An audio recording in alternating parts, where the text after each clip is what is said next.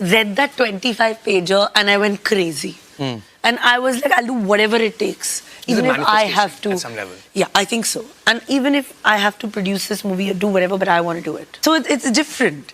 That's what I'm saying, that I don't want to do stardom anymore. Before I start talking about the movie, I want to have a slight rant with you so that you understand why there are so few releases in September. It's a very conflicting and interesting time to be a film buff who watches movies in theaters every weekend, because there seems to be a major shift that film production is going to get adjusted to. You may have noticed that in the month of September, there have been no major releases. Other than Devara that is scheduled to release at the end of the month, film releases have been mostly stacked either for Independence Day weekend or what we will experience the week after Gandhi Jayanti in October. The month of September has almost been barren as I stepped into the theatre for the Kareena Kapoor starrer The Buckingham Murders, as it has released with the Onam Malayalam releases and the Hindi re-releases of Tumbad and Veer Zara. Guess what?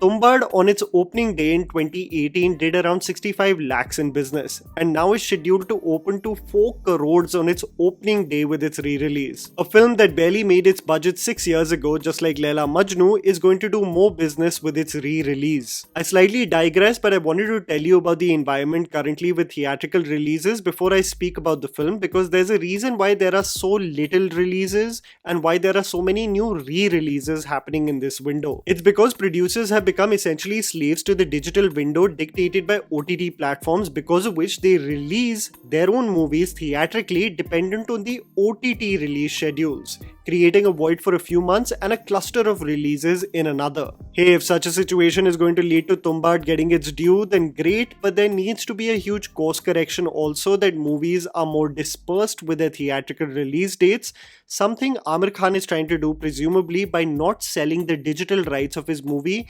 until his theatrical run is over after 12 weeks. We will have to wait and see how the industry adjusts itself, because it seems to be all over the place currently. With little to no marketing, the Kareena Kapoor starrer The Buckingham Murders released. Months after doing several rounds of the film festival circuit and getting quite the rave reviews for Kareena Kapoor as the lead, the film focuses on Jasmeet, aka Jas, played by Kareena, who is a British Indian detective who is assigned a case regarding the murder of a 10-year-old Sikh boy. With religious conflict rampant in the region, all hell breaks loose when a Muslim boy is brought into custody as one of the prime suspects. How Jas cracks the case while dealing with her own demons with the personal trauma she has undergone forms the basic premise of this interesting thriller directed by Hansal Mehta. Please, I request you, if you are watching this movie, please watch the intended original Hinglish option that you will find on Book My Show. The Hindi dub for the film is an absolute travesty. It is essentially an 80% English film, which they thought would be incomprehensible because of the varied accents, but the film in its authentic form is the way it should be watched. The Hindi dub will honestly ruin your experience. Getting to brass tacks, here's me telling you the good and bad aspects of the film so that you guys can ultimately decide whether to watch it in theaters or not. The underwhelming aspects. Momentary derailment in the screenplay. The film has a solid running time of 1 hour and 47 minutes, and this is ideal for an investigative thriller, especially in the landscape of film criticism where we are constantly talking about the running time being such a huge contributing factor to the overall quality of the film. While the movie is tight-knit regarding its screenplay, there are definitely portions where you will feel like the film's screenplay slightly derails itself. This is all due to Hansal Mehta feeling compelled to focus on several other aspects of what surrounds Jasmeet. This includes the rising religious animosity in the community of Leicester that will spill into Wickham, where the case is set, and themes of the LGBTQIA community, especially when put in sharp contrast to the conservative households immigrants grow up in. These are themes that are momentarily brushed upon, so it almost feels like a tick of a box rather than something that was essential in unraveling the case at hand. What's however a relief is that the film does not absolutely change its course to make these subplots the primary focus of the film, leading to you experiencing an absolutely solid investigative thriller that is more than what meets the eye. The good. Casting and language. What are two of the biggest gripes we have as viewers when Hindi films focus on a story that is either set in a foreign location or is set during the British rule. One is that the same set of actors are cast for literally every single role, and two, the terrible need for them to speak in broken Hindi just for us to really believe the authenticity of the casting choice. The Buckingham murders, especially if you see it in its original form, I again say this, it will be referenced as Hinglish on Book My Show. The film is 80% English and 20% Hindi. It is one of the only films featuring Hindi film actors where the language the characters speak in is not only authentic but practical as well. Jasmeet switches between English and Hindi dependent on who she is speaking to. Indian and Pakistani households are more comfortable speaking in their native languages. The British officers prefer to speak in English despite speaking to minority groups who are immigrants still finding ways to assimilate.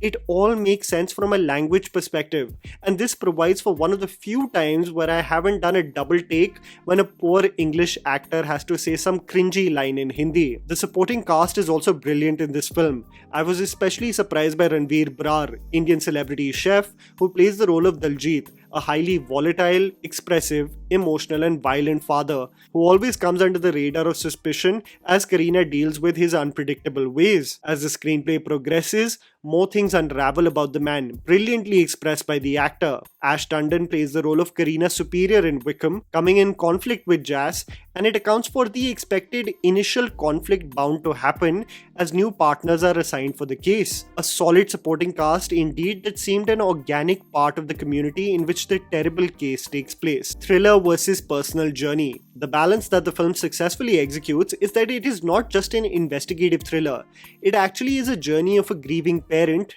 dealing with her own loss. If you ask any parent what their biggest nightmare is, it is losing their children before they leave this world. It further dwells on the theme of closure. I'll tell you the same with an example I often reference of one of my favorite films, I Saw the Devil. When your loved one has been wronged and the perpetrator gets the deserved punishment, you assume that the wound will eventually heal, only to realize that nothing has changed, and you will forever feel hollow and broken for what you have lost. It's this journey that you embark upon with Jas constantly getting triggered with what reminds her of the biggest nightmare any parent can undergo. This is brilliantly showcased through a very special performance by Kareena Kapoor. So for those anticipating a thriller that provides really outlandish twists, I want to limit your expectations and just tell you that it's a film that takes the journey more inward than provide you the thrills with just twists that you least expect. Kareena Kapoor and her relevance. Kareena Kapoor and the excitement that I showcased to you in the introduction of the video translates into how she has emotionally surrendered to this role. Jas is stoic and avoidant of the conflicting feelings she is undergoing. She believes in diving deep within the work and not having to deal with her demons, drowning in the noise of the music on her AirPods as she investigates each moving element of the case. Her demeanor changes from being distant and routine regarding the job at hand to getting organically personally involved in the case.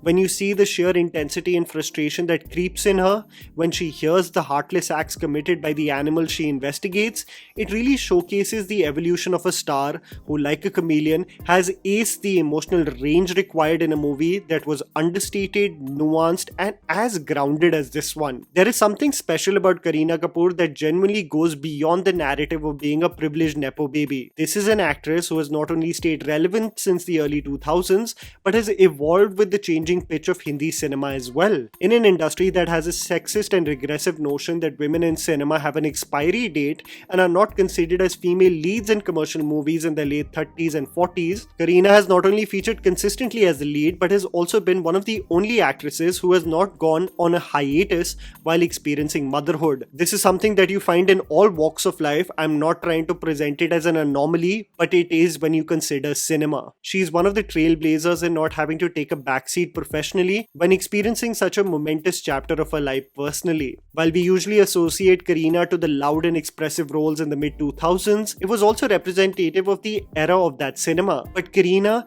diversified even then with her filmography. In that kind of environment, having really beautifully adapted today when you see her in a glamorous role in Crew, and side by side when you see her shed all vanity with movies like Janeja and the Buckingham Murders. An actor often dismissed as a privileged product of nepotism is much more.